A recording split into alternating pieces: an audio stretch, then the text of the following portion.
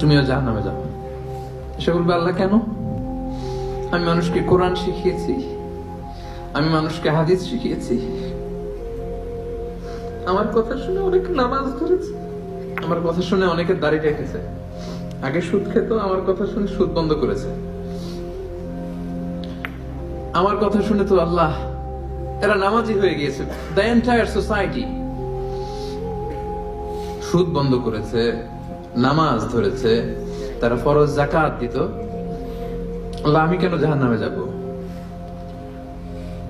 আল্লাহ বলবেন, তুমি এই দাওয়াতি কাজ করেছো, লোকজন তোমাকে বড় আলেম বলবে, লোকজন তোমাকে বড় সেলিব্রিটি বলবে, লোকজন তোমার নামে তাকবীর দিবে, তোমাকে বড় আলেম বলবে, বড় দাঈ বলবে।